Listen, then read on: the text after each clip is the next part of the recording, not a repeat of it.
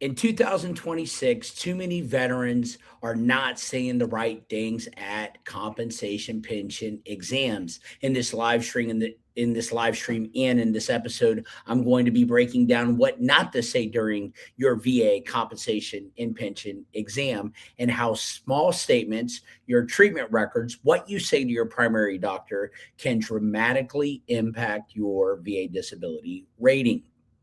Too many veterans unintentionally minimize their symptoms. They misunderstand the purpose of the exam, or you just walk in altogether unprepared. The CMP is not treatment, and many veterans don't understand that. It's an evaluation for rating purposes. So, in this episode, you're going to learn the biggest mistake veterans make during CMP exams, why I'm fine and all is good can cost you thousands in back pay, how VA examiners document functional impairment, what raters are actually looking for, and how to communicate your symptoms clearly and accurately. So, if you're filing a VA disability claim, appealing a denial, or seeking an increase, listen, this episode could protect your rating. Share this with another veteran before their compensation and pension exam. And if you have a CMP exam coming up, this episode could protect your rating, because I'm going to talk about something most veterans don't realize until it's too late. The CMP exam is where ratings are won and where ratings are lost. Not because veterans are lying, but because they do not understand how the system works. Today, we're breaking down CMP exams, what not to say. Let me clear this up first. A CMP exam is not treatment, therapy, a support appointment.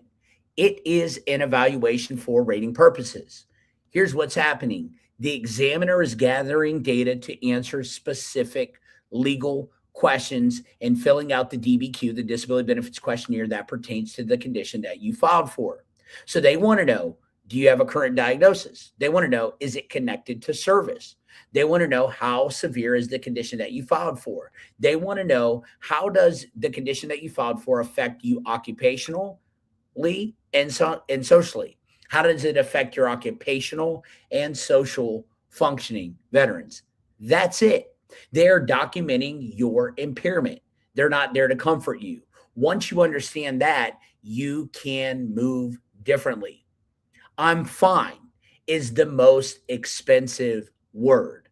Veterans, we are wired. I know this. We are wired to say, I'm good, I'm managing, it's not that bad. Listen, stop it. That culture will hurt you in a CMP exam. If you say, I'm fine, the examiner documents veteran reports doing well. And your rating, guess what? Follow suit. And it reflects that. You can be strong, you can be resilient, but this is not the time to downplay your symptoms. You need to be honest. You need to be accurate. You need to be detailed. You do not need to lie, but you do not need to minimize. What not to say? Here are the big ones. What not to say. Number one, it only bothers me sometimes. If you say that, you're wrong. The VA rates frequency, severity, and duration. You need to be clear. If you have a CMP exam coming up, how often, how long, how intense. Okay, the VA rates frequency, severity, and duration. Number two, do not say I can push through it. If you push through it, guess what happens? The VA, they assume functional ability. Instead, you need to be explaining, what does it cost you to push through? What is the pain after you take that walk? What is the exhaustion like when you wake up on a Monday morning? What is your irritability like at your worst with your wife and your kids and your family since you came back from that deployment, whatever your situation is, veterans? Missed work, is it documented or is it not documented? Number three, I don't like complaining. This is not complaining. This is documentation. When you don't complain, it doesn't get documented. And guess who gets hurt? You. You do. Number four, guessing or exaggerating. You are your best advocate. You need to know what you filed for. You need to know how you're impacted occupationally and socially, and you need to know the frequency, the severity, and the duration of the conditions that you're filing for. Never exaggerate. Examiners are trained to detect inconsistencies. You need to stick to facts. You need to stick to patterns. You need to know what's in your medical records. You need to stick to documented symptoms. If it's not in your records and you come out of left field, out of nowhere, how do you expect the C&P examiner to believe you? How do you expect a rater to believe you? If it's not documented, then the VA uses the presumption of sound document the presumption of sound doctrine, not document. But that's what they do. They just say, well, guess what? If it's not documented, well, we just assume that it never happened. Okay. You need to stick to the facts. You need to stick to the patterns. You need to stick to your medical records. You need to know what's in your medical records, your active records, your records while you're in the Guard or Reserves, or and or your VA records as well, to your post-duty records. So on-duty records, post-duty records, you need to know what the heck's in them. And you need to know what is going in your claim, not just wobbling into a VSO and throwing your claim up, hoping that something sticks. That's not what you need to do. Number 5, another thing not to say or do is minimizing your mental health symptoms. Saying, I don't want to talk about that. Nah, I can't stand the VA. I'm not going to do that. You're wrong. Listen, let me tell you a little cheat code. The VA doesn't automatically see anything outside of their system. So if you go to another doctor, you better bring those records for whatever you're filing for. So if you've been complaining to a civilian doctor about your headaches or your fatigue or your sleep apnea or your IBS or your GERD or whatever condition you're filing for, put those records in with your claim.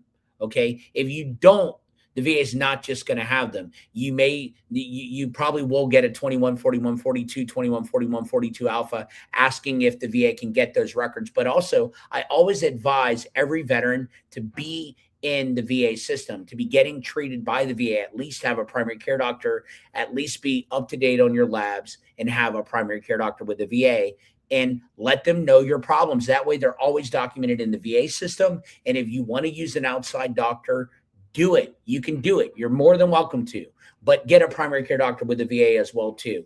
Plus, it's cheaper. Like I have TRICARE, but I got to pay co-pays on my prescriptions with the VA and stuff. I ain't got to do any of that stuff. So get in with the VA. Just don't sell yourself short, okay? Don't do that.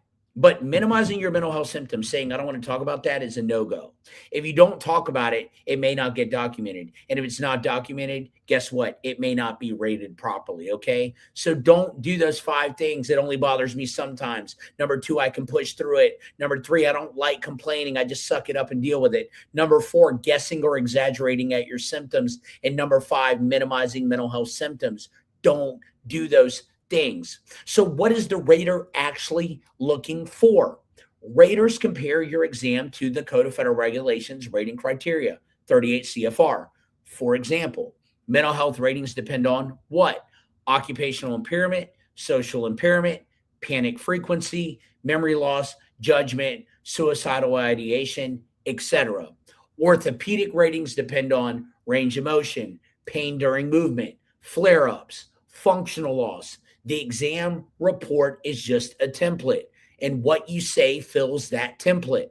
What's documented fills that template. Your medical records, active or post-duty, during duty or post-duty, fill that template. Fill that DBQ for whatever type of condition it is that you are filing for. So in 2026, how do you prepare properly? Here's what you need to be doing.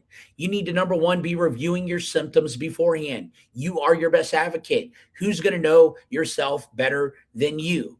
Review your symptoms beforehand. Number 2, think about your worst days, not your best days. I get not every day your back is a 10 and you're not going to work. I get that. But if you are missing work, it needs to be documented. You need to be logging your symptoms. You need to think about your worst days, not your best days. Number three, you need to be specific about impact on work and relationships. You need to be letting your primary care doctors know these things. These things need to be getting documented, okay? And you need to not sell yourself short. Number four, don't rush answers.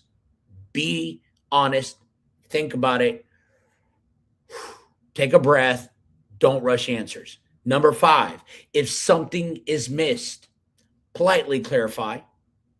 Okay. If you feel like something is missed, politely clarify. You don't need to be rude. Okay. You're dealing with another human being. You're dealing with another CMP examiner. If you tick them off, you may not get the rating that you want to deserve or that you want to get anyways. And now you've created a taller mountain to climb.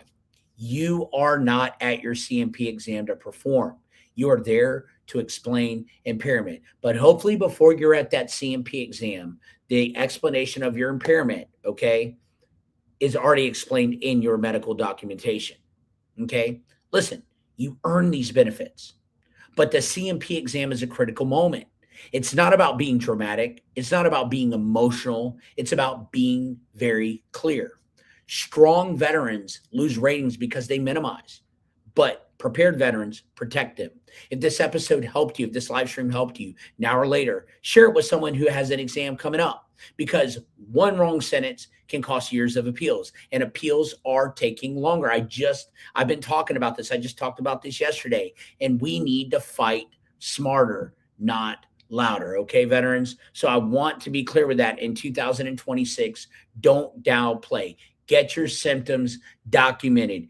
Be clear on what you're going through. Don't minimize anything. If you need to get stuff documented, get it documented beforehand before just slinging mud at a wall. If you guys need help, reach out. We're here. We are here. We are honest, integral, ethical. We ain't here. We're not a Nexus mill. We just want to get you in the best position to win your claim. If you need help, reach out. We are here to serve you. We care about you, okay? We are not here. You're not just a person. You're a veteran that served. You deserve to get the benefits that you deserve, okay? So these are things, what not to do in 2026 at your CMP exam. I hope this episode helped you. Like, subscribe, comment, hit that notification bell. Hey, and thank you guys for over 9,000 subscribers. I appreciate each and every single one of you.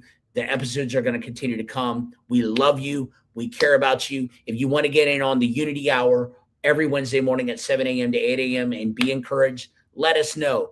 We offer counseling. We do a lot of different things through our organization. So let us know. We are here for you. We care about you. You matter. We thank you for your service to our country. I'm a veteran myself personally. I'm thankful to have served this country and thankful to the men and women that serve this country as well. And I just want to personally let you know that to me, you matter. And I've been honored to be able to help and serve thousands of veterans since I've retired to be able to get the benefits and the stuff that they need. You guys deserve it. We thank you. We love you. Until next time, I'm out. Peace.